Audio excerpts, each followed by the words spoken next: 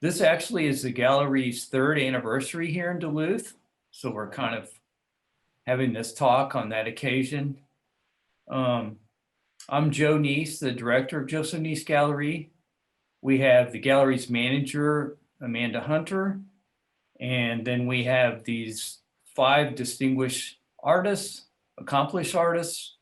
We have Jonathan Thunder, David Bowen, Matthew KLUBER, Jim Woodfill, and Kathy MCTAVISH. So welcome. For those that may not know the work of all these artists, they all incorporate electronic media, some equipment, although some of them paint also, make other objects, but some of it's electronic. Several of them have really interesting websites of their own.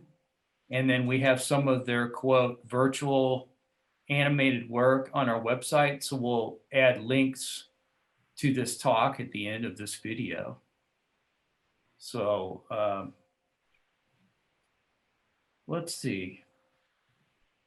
Why don't we just have each of you introduce yourself, like what you're doing, where you're located, a little bit about your work. Just take a few minutes.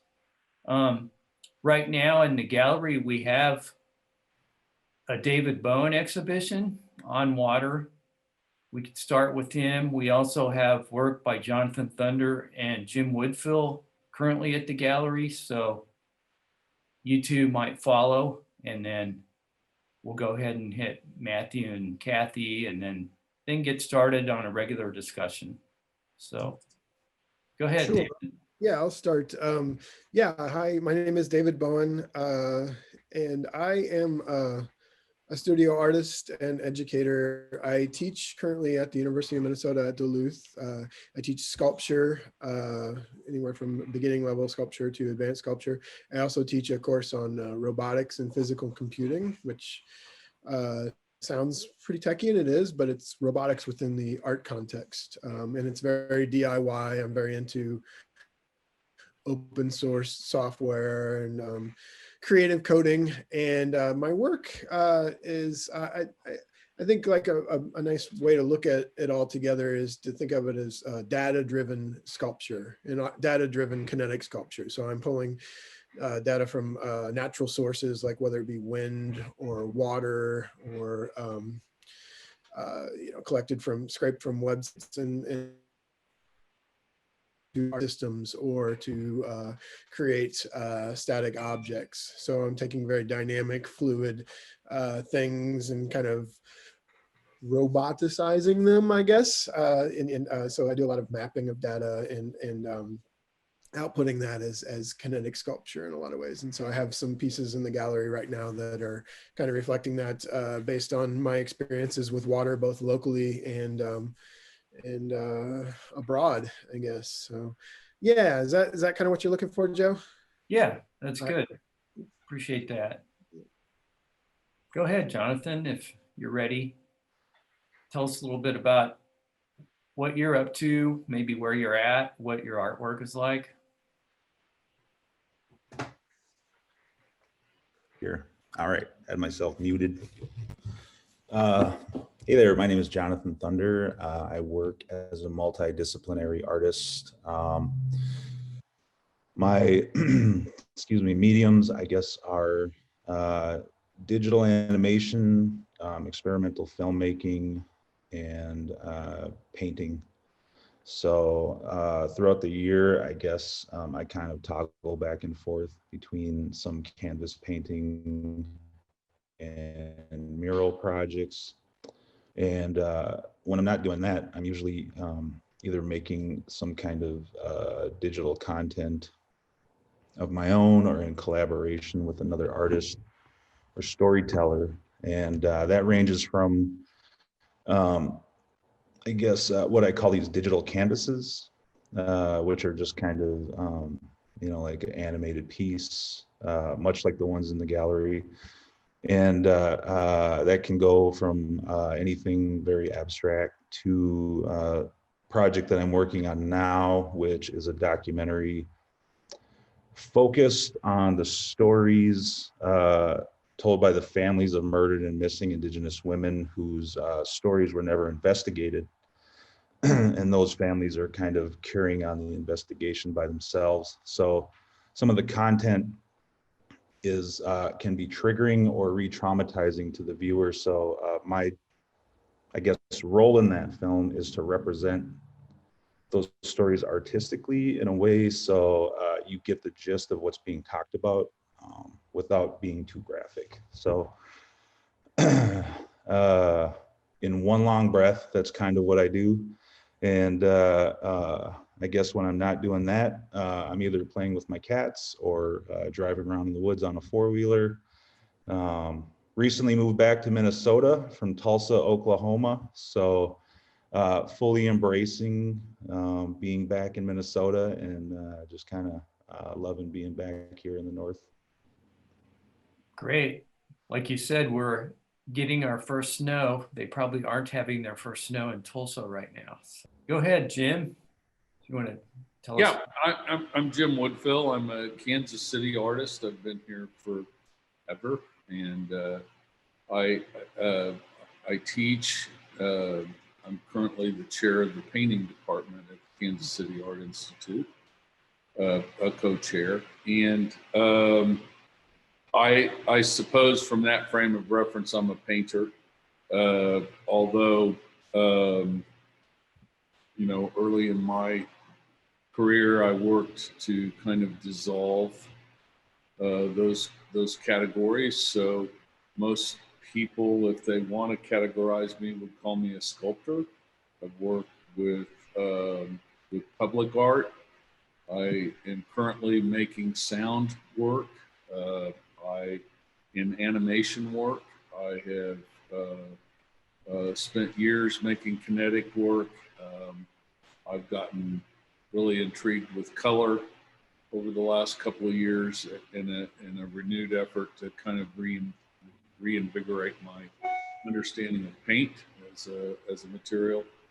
So I'm kind of all over the place. I would consider myself maybe a professional dilettante as an artist, that I am interested to get curious, and that takes me all over the place. Yep. Good to be curious, that's for sure. It is. It's daunting sometimes. You know, I'm sure we'll talk about where the work is, but each kind of new project brings a whole new set of questions and needed skills and needed equipment and all of that. So you can see my table behind me has several new synthesizers. I've been doing soundtracks for animations, and that's kind of re-triggered my age-old want to be in a rock and roll band. You know, so there's another rabbit hole to go down. Very good. Matthew, you want to go ahead? Sure, yes. I'm Matthew KLUBER, and I'm usually located in Cedar Rapids, Iowa. My home and studio are there, and then I teach at Grinnell College, which is a small private liberal arts college. My practice has really always involved painting. The main body of my work involves making geometric abstract paintings on aluminum panels whose basic language involves sort of hard-edge geometry, but also language of color. And once the painting is built, I have custom software that I build. I construct a digital painting in the software, and that gets projected on top of the actual physical painting. So there's a relationship there between traditional subtractive color and the digital additive color. There's an interesting kind of new color space that begins to happen when those two come together. And the static traditional painting is imported with a sense of motion and time. Another part of the practice involves 3D printing, which is a little bit more recent. But rather than being more sculptural, I'm still using the medium to kind of address certain issues of painting and kind of graphical compositions with that as well. Very good. And I did notice that typically when you work with your software on your paintings with the projections that you make digitally, you've also maybe delved into a standalone video. Is that a new direction, experiment, or what? Yeah, that's right. Yeah, so there are a couple of the I guess the moving paintings that I make end up working well on their own, and that's also involved in a couple of public projects where it ends up just being essentially a large-scale projection that does not involve painting at all. So yeah, that's another kind of offshoot of the constructed digital work. And one of the looks like there's one of the 3D printed pieces right behind you there. That's right. Can't see the whole thing probably, but that's right. So actually Matthew is on display at the gallery as well right now. Kathy, do you want to go ahead? Sure. Hello, everyone. It's so good to see you. And I'm here with my dog. So she just saw a deer outside of the window. So she starts telling me about that. Sorry about that. We'll understand. I am a multimedia artist and I live in northern Minnesota. So my studio is in the woods just outside of Duluth. And I kind of think of myself as a composer at the core, myself as a cross-media composer. So I write things for that. I think about that as a cross-sensory skull space or the resonator skeleton, and I make networked installations primarily, and those exist. It's web-based technology, so it's web-based network technology that exists in the cloud, but also can flow into rooms, can flow into books. So on paper, on fiber, working with some weavings right now. But mostly it flows into rooms, and so it'll be work that's kind of immersive. It's immersive work, and I work in generative spaces. So I work with code. Work with code and text and artifacts like photographic images or sound recordings, phone sound.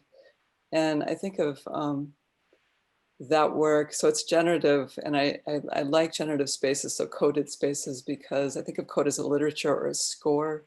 And I like open systems, so that working in coded spaces allows me to create chance-infused work that's sort of synchronous. So it's usually there's multi-channels around the room that are producing both sound and drawing, and are drawing or animations. And I like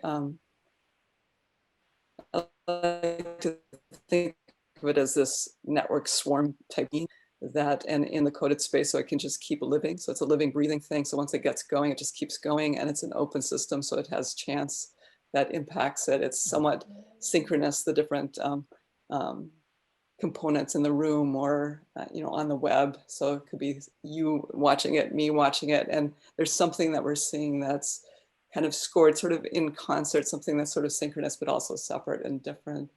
And yeah, I guess that's what I'm working with. I'm interested in, I studied mathematics and ecology, and I'm interested in sort of ecological polyphonic type systems.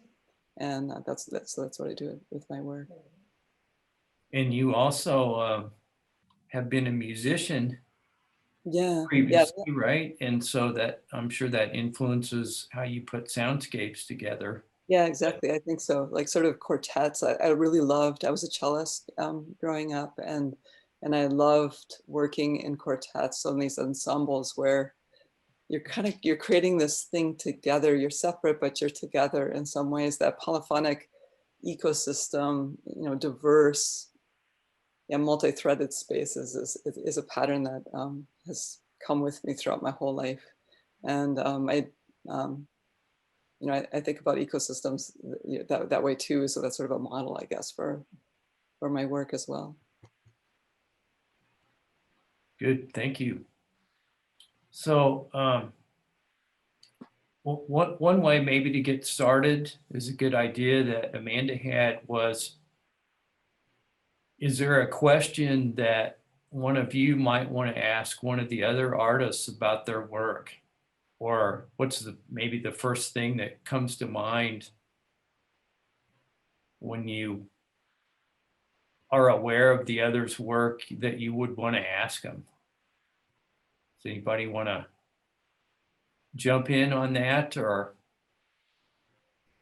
I know, like Joe mentioned, some of the times, that we've actually been in the gallery in person, and several of you have been there together, like we just want to record your conversations, because it's like, it just starts happening and these topics come up that we would never even think to talk about because, we're not in your brains. But so that's where that idea was coming from, is like, what do you want to talk to each other about? What do you want to ask each other when you see each other, I guess I have a question for Kathy. I saw your quilt pieces in the gallery last. They're beautiful. I love them. I'm curious about your process. Like, how are those made? Like, how are those? How do you create those? Like, what's the what are the underlying systems that are happening there? Maybe technically, but also conceptually. Like, what if you want to share more. Thanks, David. Well, I wish I knew as much as I was thinking about too. I wish I knew as much about robotics as because that's sort of it. That's interesting to me. That sense of, or like what Jonathan, like that sense of what animation really at its core means, to breathe life into. Right? We have these relationships with machines, so we do this. We sort of are magical thinkers, right? Still, we're like as humans, and so when we create something that comes to life, like Pinocchio, the story, right? It comes to life. You have this sense of the real boy at last, like it comes to life. It's this being that you are all of a sudden in interaction with in some ways, So, but I had this opportunity to work with my sister's a quilter, an amazing long arm quilter, and she has a studio in Duluth, and so she has a robotic machine there. So she mostly does hand motion. It's amazing work, but so she had a robotic machine that's driven by code, and so I wanted to just think about what it would be like to actually map onto that, and so instead of mapping always onto a screen, or I work with, like sound is a real core sense for me, so that's like this thing in the ether, right? So it's not very tangible. It's this thing that surrounds your body. It resonates in your body, but it's not something that you touch. And so so I wanted to just see what it would be like if I sort of drew into that canvas of fabric. And so and I also like, I think I relate to like what you're saying, Jim. It's like whenever you're doing, I keep pulling the new things into my work, and you have this experience of being on a tightrope, right? It's like, how is this a good idea? Sort of that trembling before God kind of sense of like, of awkwardness, vulnerability. You don't understand the material, and that in that moment, the material teaches you so much, right? It humbles you. It teaches you so much. So I was working with, thread breaking, and this fabric, which was an amazing experience, really. But I think that's what's interesting too is it's interesting, Jonathan, how you have this animation, you have this and you have painting, and they feel so connected, but they're absolutely showing. They're manifesting time, but in a really different way, right? So it's like, so when I'm doing animations on that act out within the stage of a screen, it's sort of fleeting, right? It's time, but it's fleeting time. And then but with those quilted works, it was like I was going back and forth across this long, so the machine is very big. It was like this manuscript, this long scrolling manuscript that you're working with its own limitations about how much of the manuscript you can see, how you can write to that space. But it's this accrual of time, right? So it's like this artifact, this accrual, this manifestation of time that you can actually touch and see as almost like a geologic kind of experience. It's kind of like, David, I love how you have this like time-based spatial, you're moving through space, right? This stream of data, and then you manifest it within an object, which, and it's this making of artifact, or this relationship with geologies, or like, it's like this relationship with time, with things that we make, that then it's like our bodies become bone, become carcass, it's like, it's our own relationship to time, which is manifested physically, and becomes this fossil, this thing. So to me, it was really interesting to work in a physical, with that very physical material, and see how those landscapes evolved. So like you could it's easy to say you would just code it and it would go, but it's really a very physical process, right? Like robotics, right? It's like you saying, oh, you just code that, hang it up, and boom. But it's like, it's actually this relationship, or like with paintings, a relationship with this physical thing that behaves, and it has its own behavior, it has its own physicality, it has its own physics to it. And so it was a very physical, hard, you're rolling something. And I started then to actually put my human self into that as well, because I wanted to also do this human mark making within that context of the machine. So it was almost like, felt like a partner or a duet kind of, thing that started to evolve. And then I like working in series. So there's a whole series. There's about 40 quilts that I ended up doing as part of that series. So it's sort of like that. Again, it's like this, I like this sense of flow, or always speaking, like this more and more, over and over again, kind of language or speaking. I guess I was thinking like some of my favorite parts too of those quilts, knowing that they were made by a machine. And I like that you mentioned this, like some of my favorite parts were where the thread was kind of bundled up and twisted and hanging off of there, and like really kind of, and I don't know if it was like it felt in very contrast to like a way a machine would behave, which is a realm where I like to play. I like it when machines kind of screw up and right, exactly, right, exactly. Therein lies the partnership. It's interesting too, like Matthew's work, like where it's like this, there's the physicality of the painting, but then there's this something that's so ephemeral of the light. So you have this like sense of the time of this more static piece, and then this like this thing that's on top of it, almost like water on top of something something like a rock base, something that has this other scale to it. It's yeah, I like how we're all working in kind of different scales. We're sort of touching time and space and material and in such different ways. I was gonna cut in a minute ago with the idea that and I've done a lot of kind of fabrication stuff. I'm used to sew flags, and I work in that kind of realm a lot, and signings and stuff. And I think what caught my attention when you were talking about that is that you were talking about it as doing something more than you were talking about it as making something. Yeah. And that I've gotten to a point in the last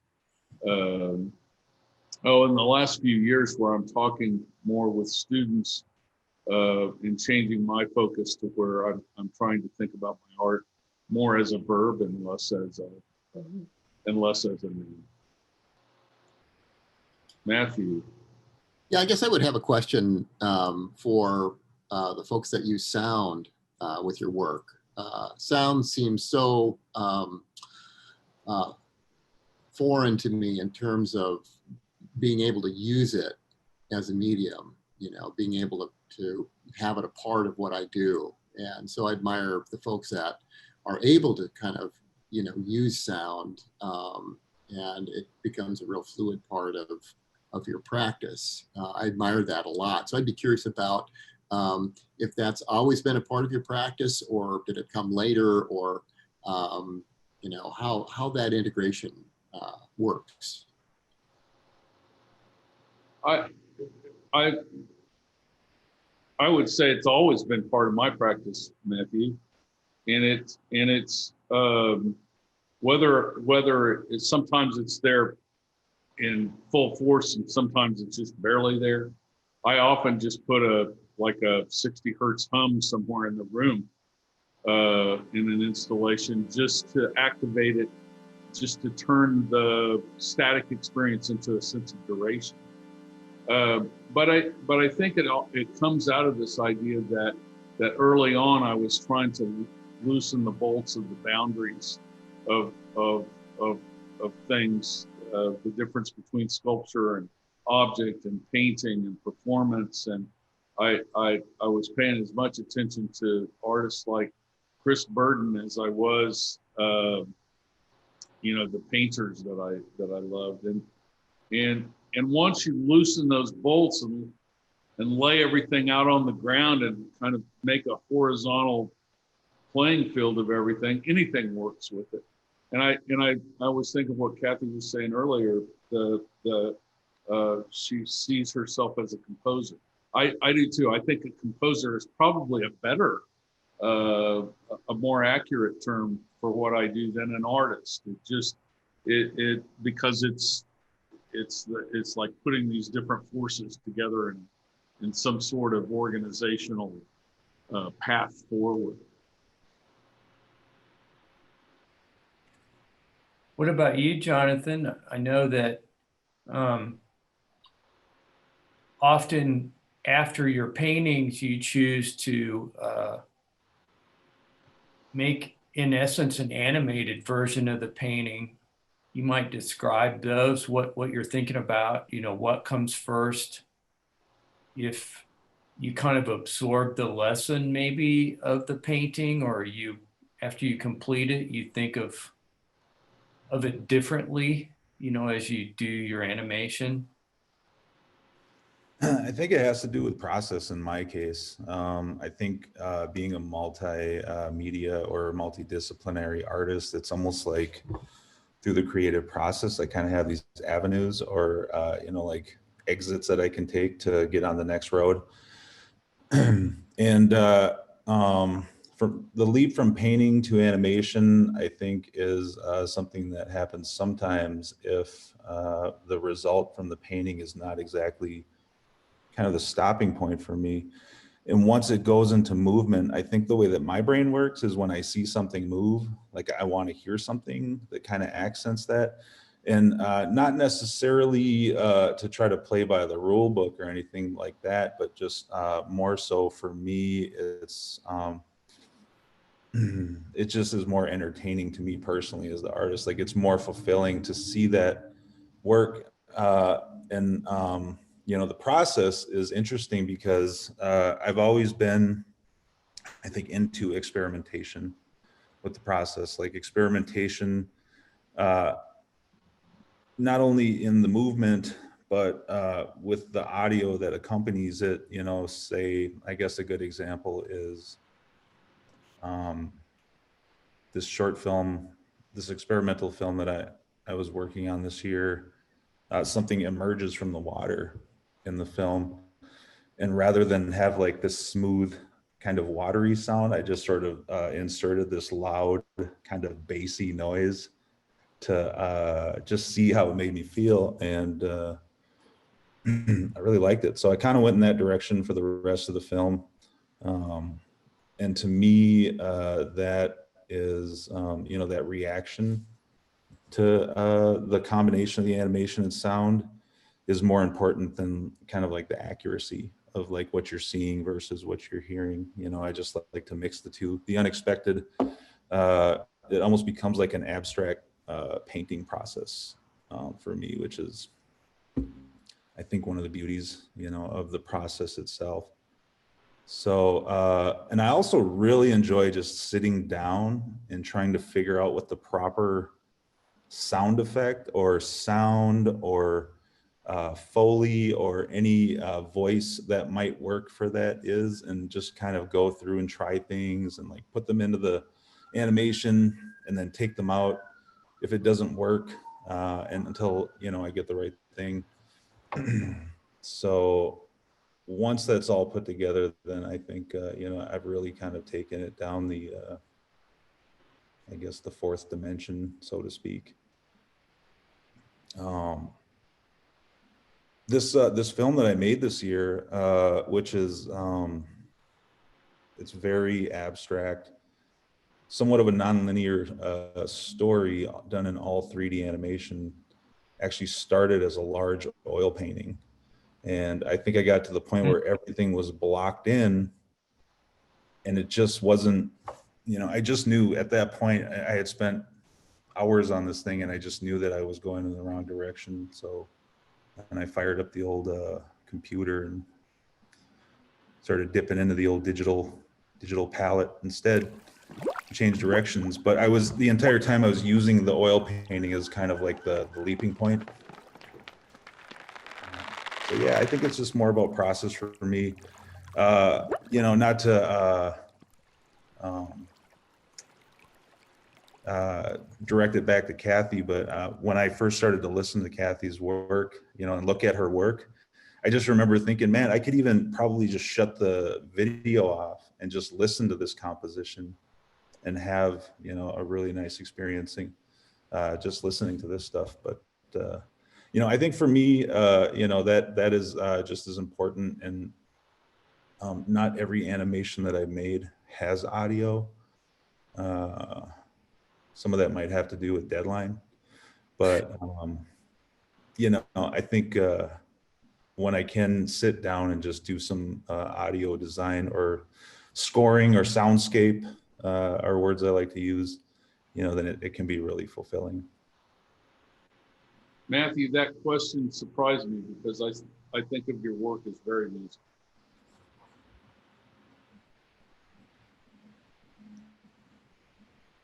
You think, I'm sorry? I think of your work as very musical. Ah, It's just pretty quiet, but everything else is there. The rhythms, the harmonies, the dissonance, everything but the air moving. sure. Is there. Yeah, but You refer to music a lot in your titles. And that's right. Yeah, but it would, you know, it just would never. It is not a possibility for me to sort of conjure any kind of. I feel like it would be stepping way too far out of my element.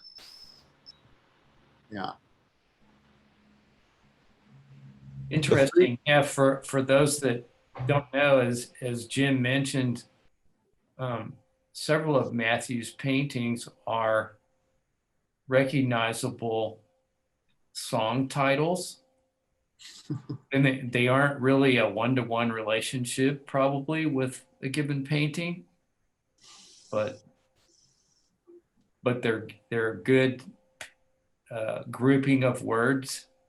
I assume, Matthew, that makes sense to you? It does. I guess that's the other area that I feel really self-conscious when it comes to trying to sort of title something. So I can take myself off the hook by stealing a song title. It's an easy way out. And there are some really wonderful song titles out there. One of my favorite titles of your painting is Electric Cure, the Ayola Tango song. It's, yes. Actually, a Ayola Tango album. That's right. Yeah. It's really cool. Yeah, they're a go-to fertile field for titles. Yeah.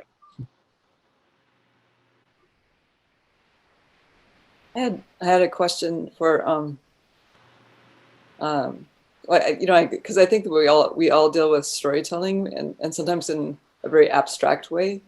So whether it be a storytelling of a voyage where you're collecting data, or, you know, the sound, and, you know, there's something, I mean, I think that we have some kind of even very abstract or physical or dynamical system type of narrative that directs our work. But so I just want to ask Jonathan, because you work with it more explicitly. I'm just really curious. Whoops. There we go. Yeah, need I say more? but I'm just wondering, like, how, because some of the work is very abstract, you know, and even when it's an animation where you can see the figures and things, and the figures are doing something, it's a very kind of abstract choreography type of thing that's happening, or just a physical element, you know, I don't know, it's very evocative of story, but still. But then you also work with like poets, so you like you work with Hyde, and then now you're working with storytelling that's just, it's about things that are that poetry of witness, where you have to be so aware of, you know, as you get more explicit about what the story is, and if it's not your own story, you know, how fraught that is in a way, you know, like, and I don't know how to ask the question exactly, but I'm just really interested in that, like in everyone's work, but how we deal with like in the work that's in the gallery right now, you know, with David's work, that, you know, the dealing with plastic, you know, the devastation that we're doing to that sort of, you know, that voyage across this wild, you know, natural, huge ocean type environment, but still it's so impacted by humans. And so I think we all have that behind our work in some way, but like, Jonathan, you're working so explicitly with it. How do you do that? With story? Yeah, and like from that, like some of it's very abstract, but then some of it's so explicit, you know, so, you know, much more explicit. Like, how does that impact you as an artist, and how do you approach those things differently? When I get commissioned or hired to work with another artist, like Hyde Erdrich, whose poetry I've animated multiple times, I sort of have to put my, I guess my, you know, listening ears on and try to figure out what I think that person is trying to say that I'm working with. And oftentimes the result is a mixture of what they're trying to say and what I think they're trying to say, and my own love of the, I guess, the unexpected and surreal, which is probably why, you know, I get commissioned to do these things, because I think that, you know, with storytelling, there's a way to tell a story that is very a matter of fact. And I guess much like music making, you know, you can tell a story in a way that's more moving and like engaging to get the information across. So for me, that exaggeration is something that I like to shoot for, and it's something that I shoot for in all of my visual imagery. It may have something, you know, to do with the fact that I've done some animations in my life that are kind of Looney Tunes-esque, you know, so you kind of have to squash and stretch things to like really make them look like they're doing what they got to do. And I think, you know, just drawing from kind of like my visual database, there's a lot of stuff in my database that is not quite the, you know, like the pot of flowers on the table with like the oranges and, you know, like gourd next to it, so to speak. It's stuff that's more interesting to me. When I was in film school, my instructor directed me to watch some, he said, you know, after seeing my first student film, he said, you need to watch some of the stuff by David Lynch, because I think that you would really like it. You know, I think that your stuff is really like his. So I got a copy of Eraserhead on VHS and checked it out. And I just remember thinking, I need to know more about this artist, you know, and it turns out David Lynch, he wanted to be a painter. You know, he went to school to be a painter, or he was into painting. And then he made this short film, and it kind of got some attention. So his whole life has been, I just want to make these paintings, and his paintings are very process oriented and abstract. And then he keeps getting hired to make these films. And I kind of think that pull, that sort of tug of war between filmmaking and painting, making abstract and surreal paintings, you know, that's kind of where I'm at. So I don't really know, I guess, what to say about, you know, what my recipe is. I think it just falls somewhere, you know, like in there in the cracks in the place between like getting the point across and total weirdness. At the gallery right now, Jonathan, we talked about that a little bit, but we have 2 of your paintings, and you did make animations very much related to those 2 paintings. And I think you said that typically they are not exhibited together. So we did something a little different. It is interesting when visitors come in and kind of look from one to the other, you know, which may not be what you're after. You know, they're 2 different things, but Yeah, it's kind of like showing how you pulled the old rabbit out of the hat, or something like that. You know, I thought it was really an interesting idea, and I loved it when I saw it. So I'm glad that we did that. And I think that's the first time that an animated painting has come directly from one painting. The other animated paintings that I've done come from multiple paintings, just to make enough content, you know, to actually have something to show. But those paintings, I'm kind of, I guess with my process, I'm trying to make more things happen inside the composition. So those paintings in particular sort of lent themselves to just having more moving parts, and they were just kind of fine on their own. But yeah, I think, you know, as far as the storytelling that goes behind that, I think it's safe to say that the reason why I sometimes leap from painting to animation is because, like I said, I get bored. I love painting. I always thought that I would just be, you know, only a painter. That didn't last very long. I got into filmmaking.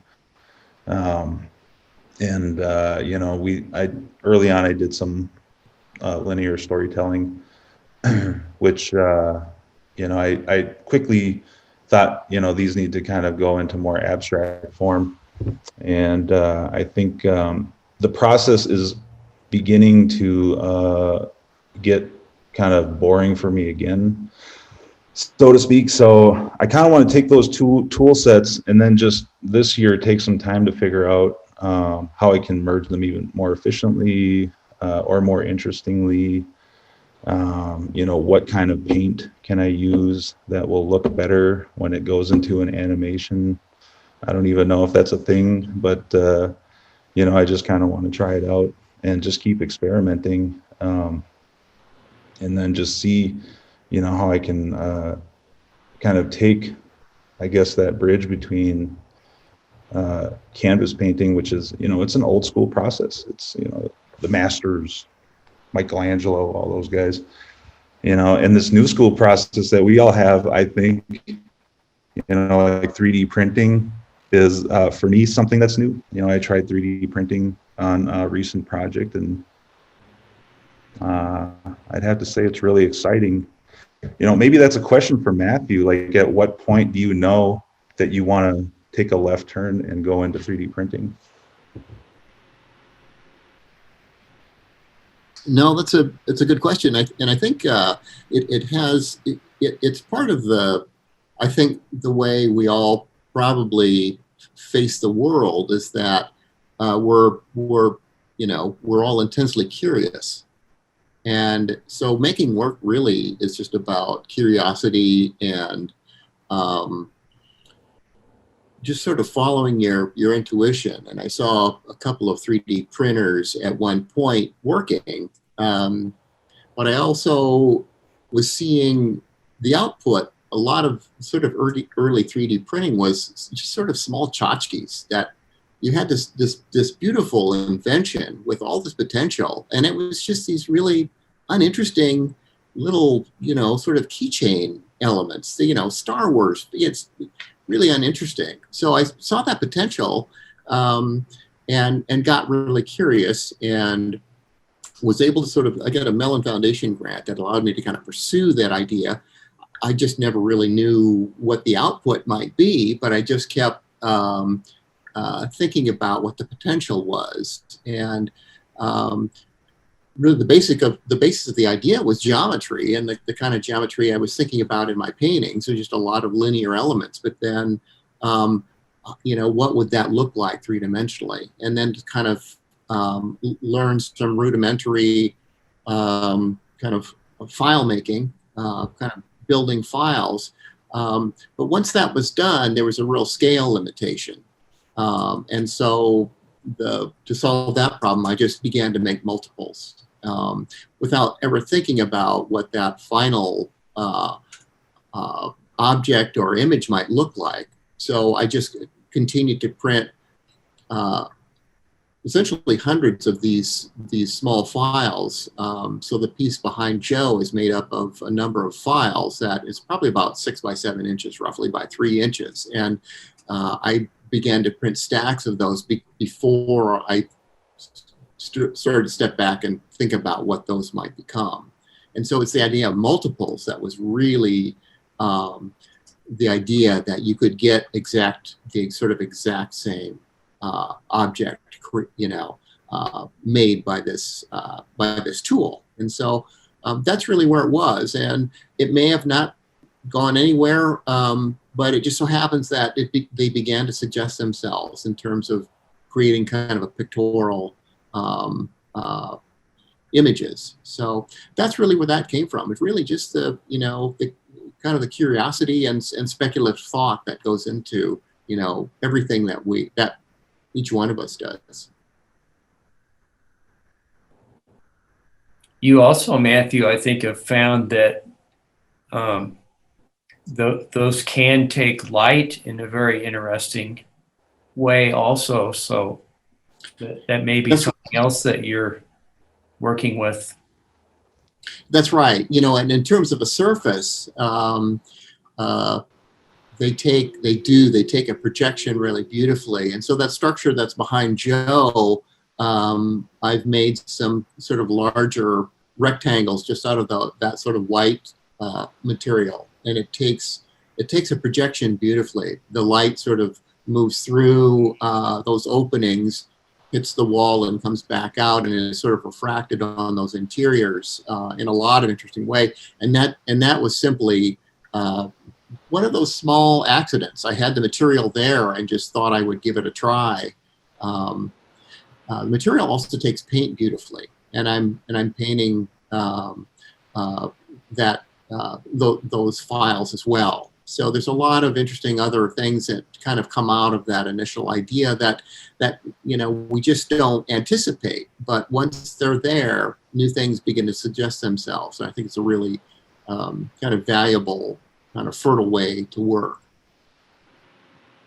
What started as a sculpture seems to be acting more like a substrate. It's more like a what, Jim? A substrate.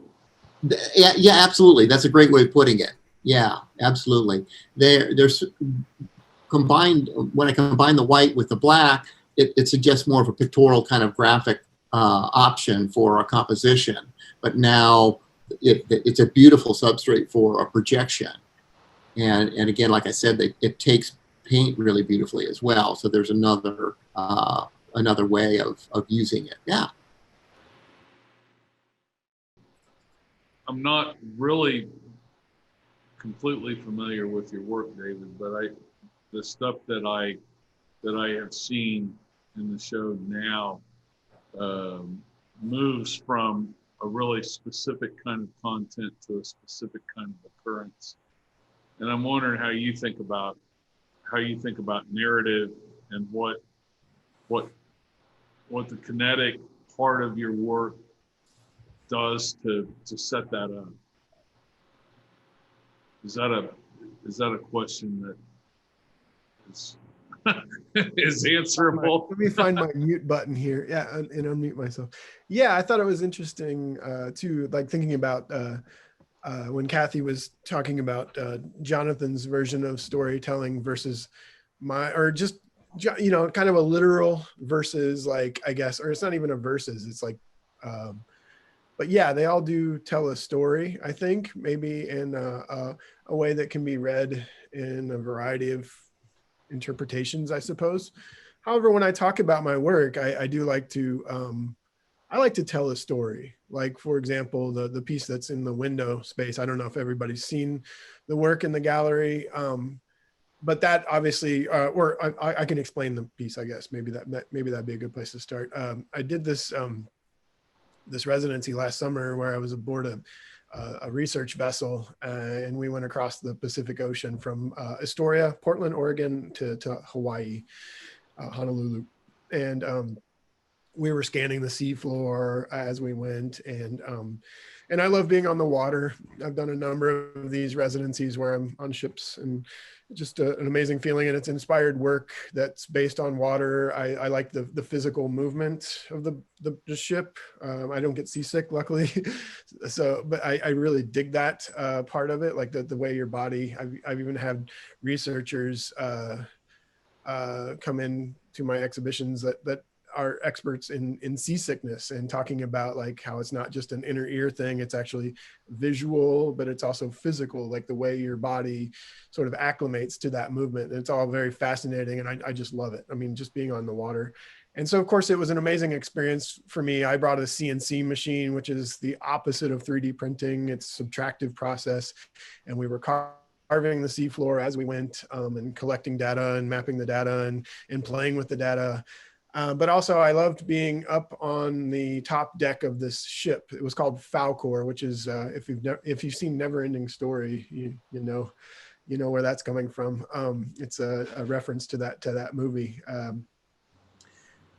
But my favorite place to be on Falcor was called the Monkey Deck, which was above the bridge, like 3 stories above the water. And you just look out and you see and horizon. That's all you see. There's nothing. It's beautiful. It's starkly beautiful, the blue of the Pacific, and no any kind of human anything is visible except the ship and you and the crew. But every once in a while, you see a fish, a flying fish, or we did see a couple of whales. And disturbingly, every once in a while, you'd see a little bit of human stuff, trash, basically. We didn't go through the Pacific Trash Patch, which I'm sure you're all familiar with, but we kind of skirted north of it. And so every once in a while, I'd see like a bucket or a rope. And it's not necessarily like microplastic. It will become microplastic, I suppose, at some point. But just that contrast of being out in this area where there's very little human, seems to be very little human, anything human made, and seeing like a flare gun float past was, I would say, wonderfully troubling, I guess would be the best way to put it. So I think that's where that piece came from. I collected all of the data. I brought my old laptop with me, which has an accelerometer in it that measures X, Y, and Z movement. And I could just hack into that sensor and just make some text files of the entire 9 days that I was at sea. And so that is what is articulating those bags in the gallery. And I chose bags because I think it's a very ubiquitous sort of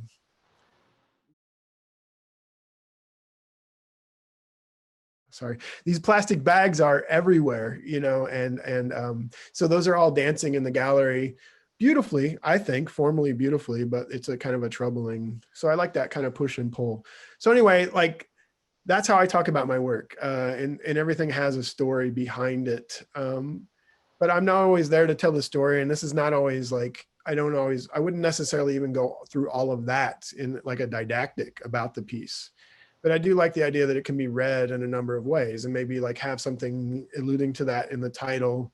I think we're talking, what are we, Joe? We're kind of back and forth between the wilderness, which, you know, versus telepresent trash. And maybe it's like the wilderness and telepresent trash. I don't know where we're at on that. It's a new piece, which incidentally has a lot of 3D printed parts, which are not really shown that much. They're up in the ceiling. They're kind of doing their job of articulating those bags. So I don't know if that answers your question, but that was a. It does a little bit. I like that idea. I you know, to me, sometimes artwork has this capacity to be more architectural in the sense that it sets the stage for a story to be told. Mhm. And I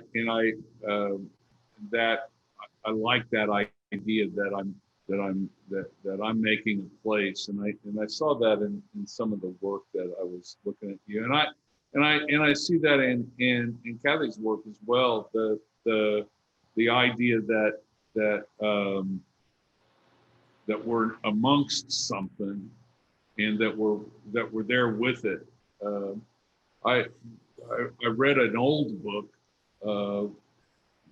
not too long ago that I should have read a long time ago, called Gutenberg Galaxy by Marshall McLuhan, and he was talking about the way that writing has gotten us out of balance.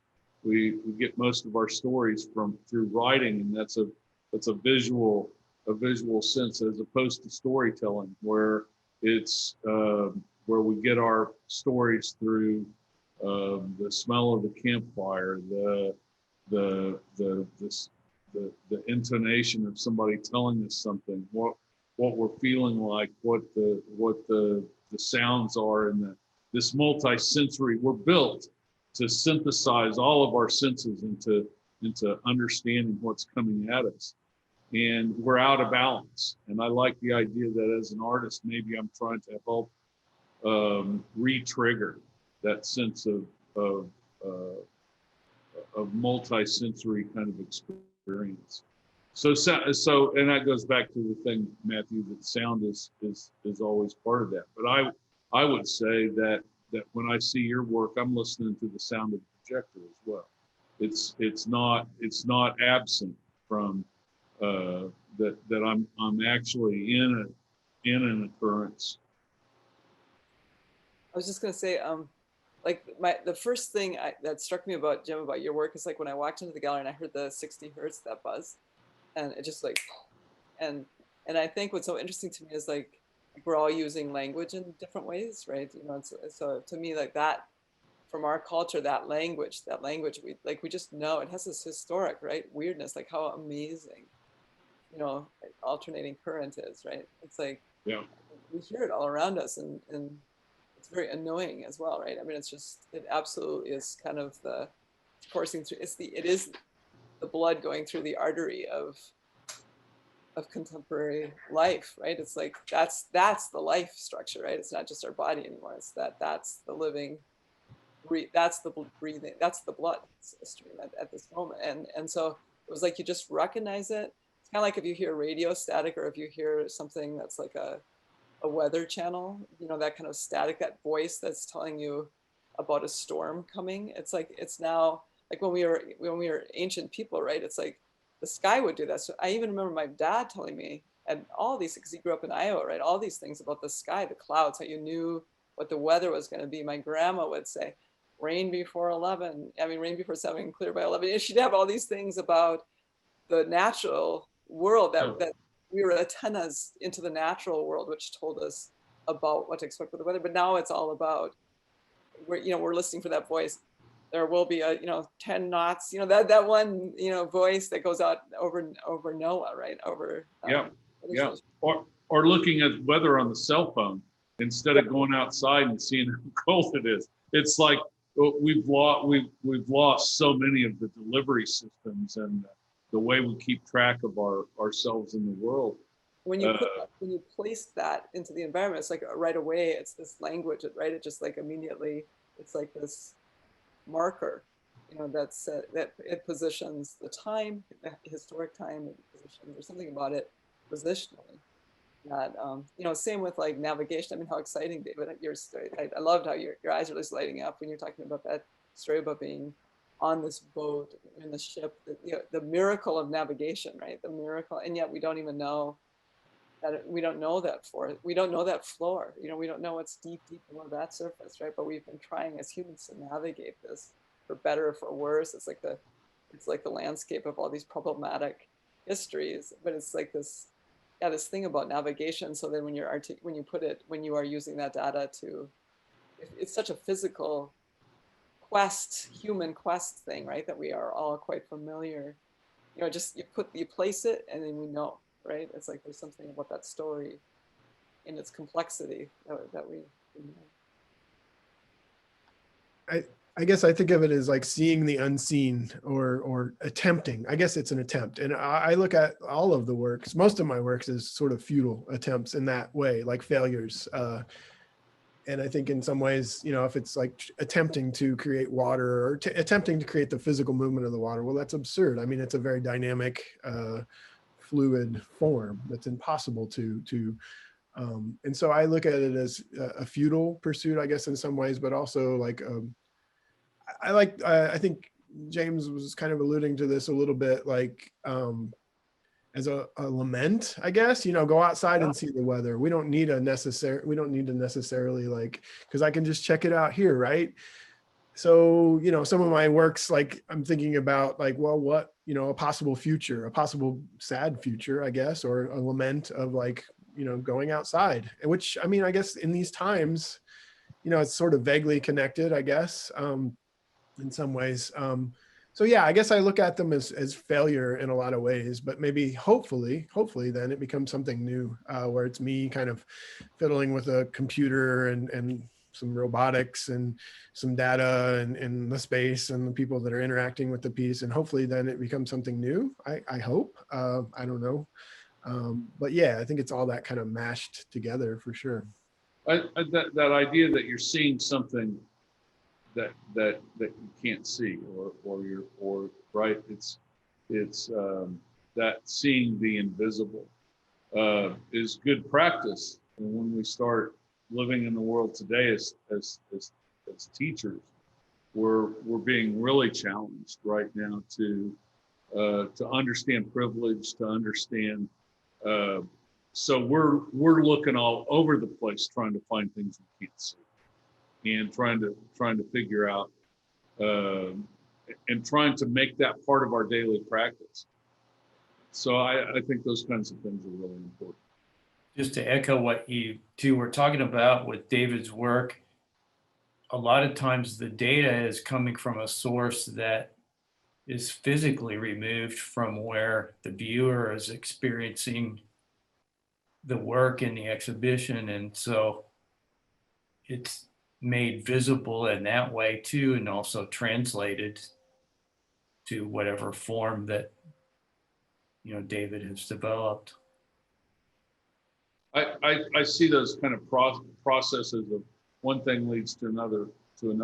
I did some work 30 years ago, 25 years ago, where I was using old, really slow computer modems and jamming AM radio sound into those and writing QBasic programs and old XTs and I'd take the video output of the computer and run it through a tube amp and then into a TV monitor and those kinds of things and I play around with it and at the end on the computer monitor it might look like a slowly moving fuzzy Rothko painting or something.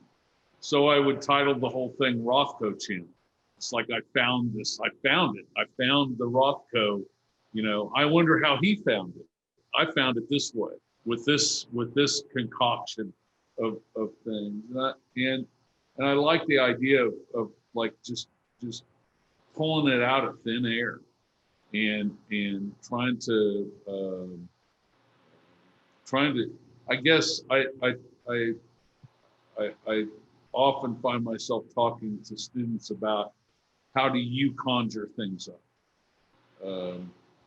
What processes do you want to put in place to get something to emerge from it.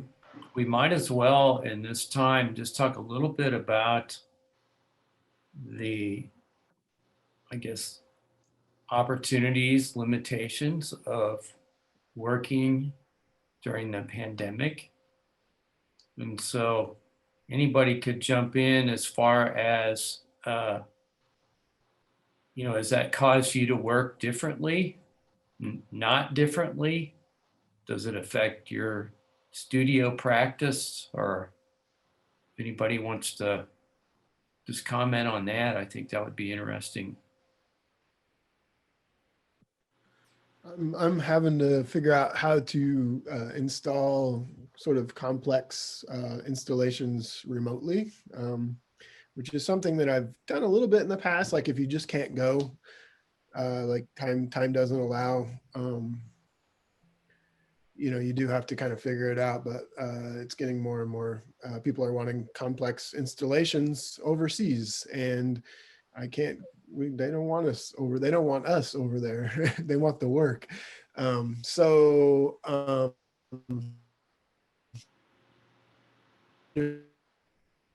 the US. So I am finding myself spending a lot of studio work to get it, wanting it, but also in addition to that, putting together sort of complicated PDF manuals on how to install the work, like the steps to go through, and doing a lot of this kind of stuff too, like being available on Skype or whatever, and also setting up remote desktop so that I can get in and tweak things on the computer. So it's not ideal. I love to travel, but I get it.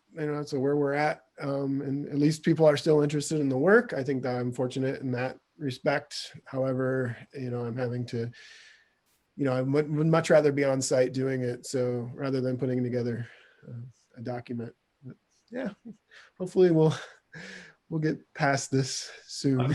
I'm sure that's challenging to put into words for somebody else to install one of your pieces. I mean, yeah, there's I'm a lot sure of you keep, wait a minute, there's 3 steps between these 2 steps. And well, as you know, Joe, too, like it takes a long time to set these things up. I'm a very DIY kind of person, and it's not you don't just go to the gallery and just bam, it's there. There's a lot of fussing around and coding and tweaking and software updates and stuff that is buggy. I make buggy stuff,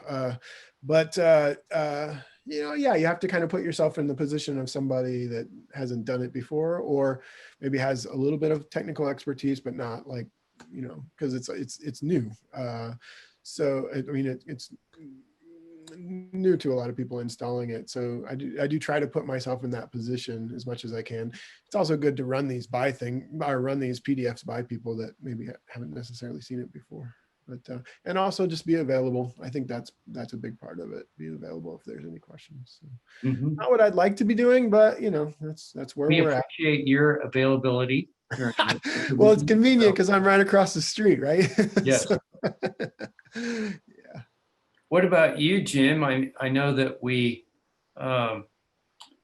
we're going to have a summer 2020 exhibition, and that had to be retooled.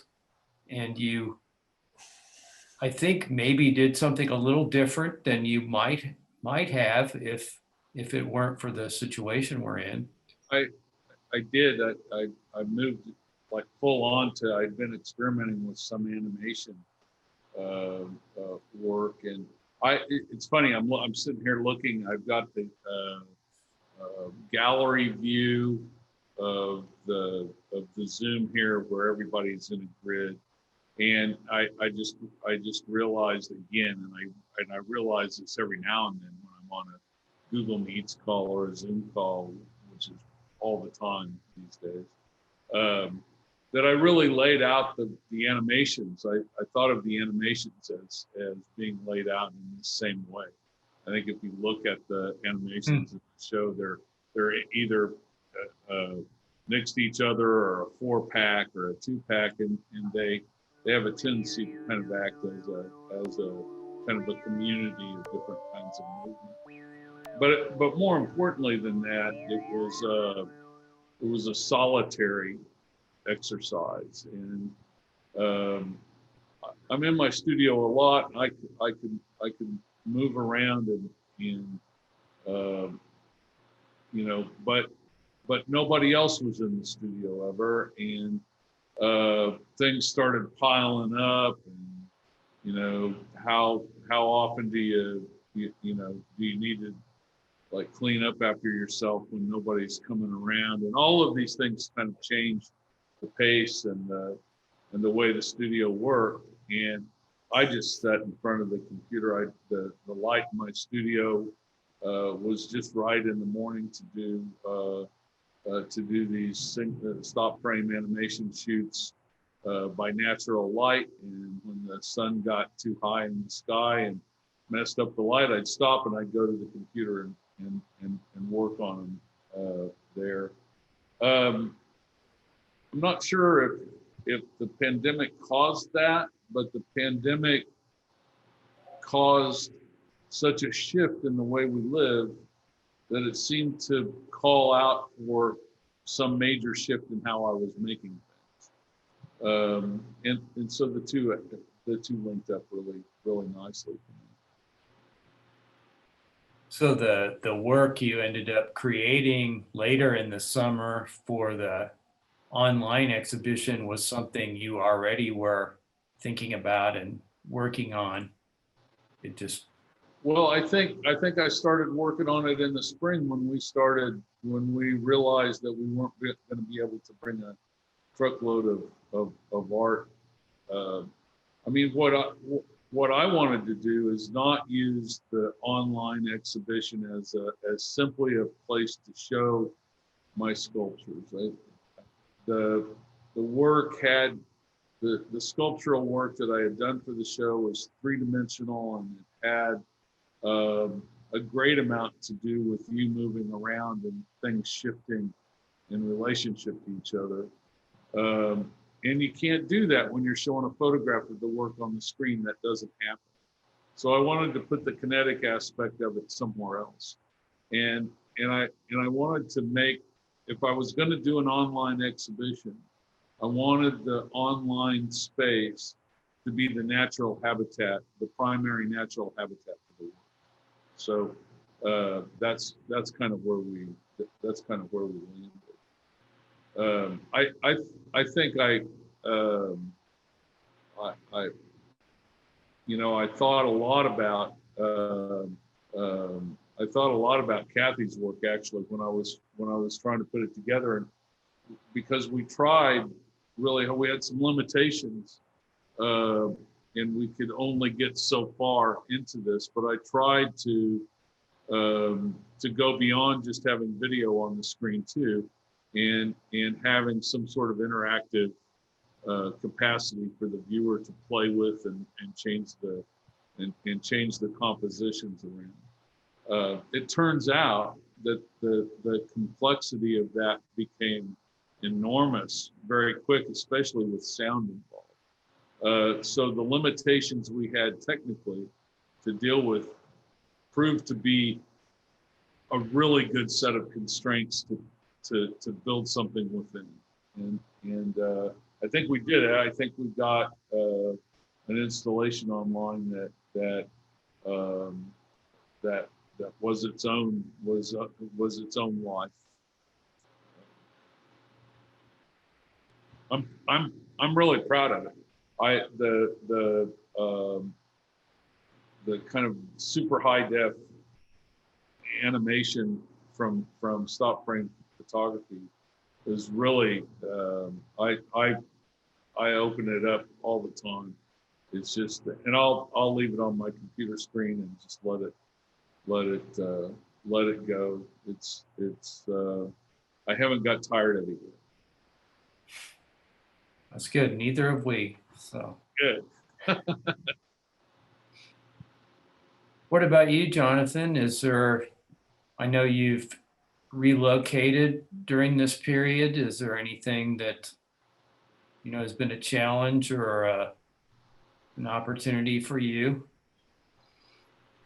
Yeah, I would say initially I wasn't really sure what to make of all. I mean, just like everybody else, right? I didn't know what to do or what to think. I was living, me and my wife were living in Tulsa, Oklahoma at the time on what we were calling a residency to escape the winter. And we were just trying to figure out, you know, what our next move is, because we both, I guess, are lucky in the sense that we can work remotely from just about anywhere that we want to. And other than my humongous canvases, we pack pretty light wherever we go, you know, so we have a bit of a nomadic advantage there. I think initially I just started to notice a few cancellations coming in, you know, as far as things that I would have to show up for. And at first I didn't notice, you know, being a freelance artist, I was mindful of the fact that, you know, these were going to affect, you know, my income throughout the year, because a lot of times just like showing up to talk about the work, you know, can mean a month's rent or something. So after I saw enough of those come in, I thought, oh, well, this is actually starting to get kind of serious. So maybe I should pay it a little more attention. You know, I mean, we were already like sanitizing our groceries and, you know, like not going to the grocery store very much and buying like $300 worth of groceries at a time, which is, I mean, for me, you know, like putting $60 worth of groceries on the conveyor belt was huge, you know, prior to this year. So we were just going to stay put. But then I started to pay attention to, you know, the fact that my parents are, they're in their late 60s and they don't really have, you know, a lot of folks around Walker area where I'm at now to help them out with stuff. And they'll never tell you that they need help. But I started thinking, you know, maybe I should just get my butt home. And that meant that we had to get everything packed up and head back up to Minnesota a little early, which is great. You know, we love being back. We lucked out and found, you know, a nice studio space where there's plenty of high ceilings. Out here, it used to be an old, I wouldn't say it's old, it's kind of remodeled. It's a little rustic, so it smells like, you know, like cedar and stuff like that.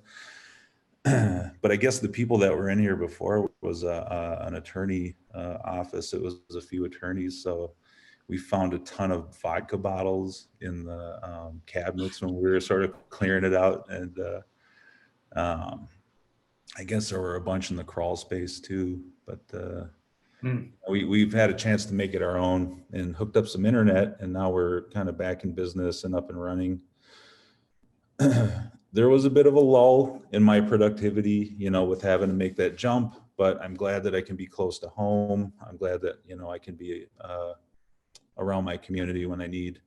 You know, it's nice to be close to Duluth again and Minneapolis, where I grew up, and then Red Lake, where I was born, because I actually spent the last week. I wouldn't consider myself a muralist, but every once in a while I get commissioned to do a mural. And that's a whole adventure in itself, you know, and usually a mural is a community project where people are showing up, they're giving you input. I'm not the kind of artist that's going to like show up and paint like, you know, a haunted squid on the wall, like terrorizing a family or something, you know, if it's going to go into, you know, some place where families are going to try to walk by there and have a good day. You know, I kind of like to show up and get info, you know, and input as to what the space is used for and what is important to the community, and work that way. So it was a lot of meeting with people at a distance, masks most of the time. There were times when I would take mine off during the mural process, but if somebody came into the space, I would immediately mask up and, you know, like we would keep our distance and stuff like that. So that was different, you know, it was really different. I was aware all of the time, that we are in a pandemic because, people will come by and usually just talk about the art and they'll want to shake your paint covered hand. That's not a thing anymore. They stay away, they stay back, they keep their mask on. No, there's a couple people that still wanted to shake my hand, but that's what hand sanitizer is for. So not anything against them, just trying to follow, the suggested guidelines of what's happening now. And then having to travel, which we talked about a little bit earlier, is a new thing.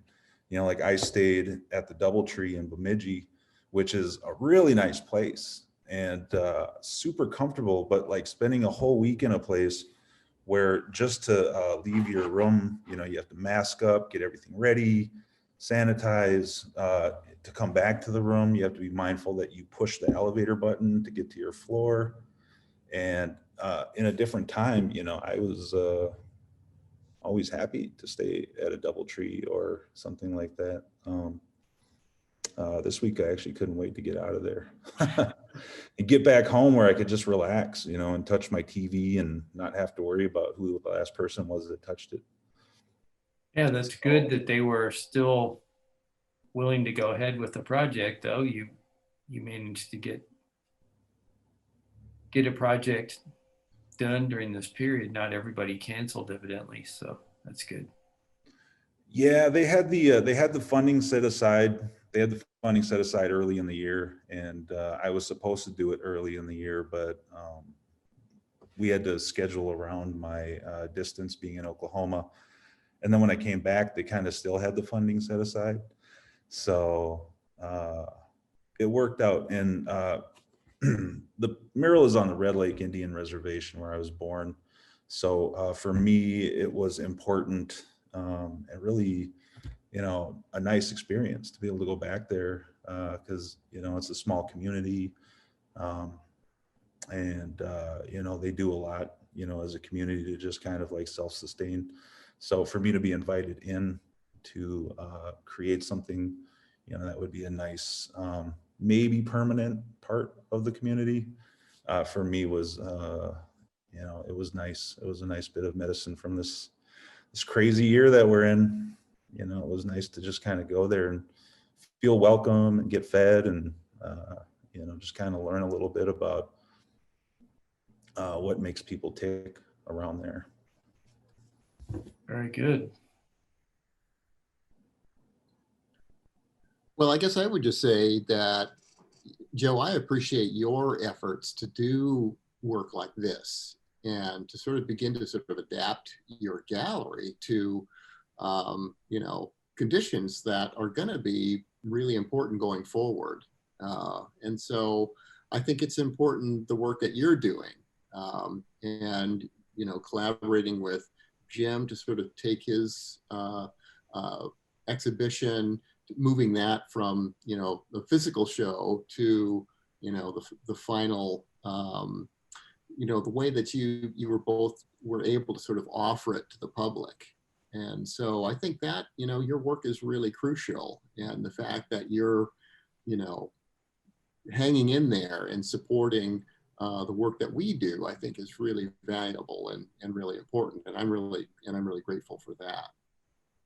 Well, thanks for saying so. Not everybody watching this might know, but wouldn't be surprised that until September, the middle of September, when we had a appointment only physical opening for David Bowen's show, the previous, the last opening we had was in December with Kathy McTavish's show. So it was a good long time. And I know there's a lot of venues that still are not in a position to be open to the public. So thank you. We should do this more often. Yeah, I agree. It's a pleasure to see all of you, and I wish everyone well. I know it's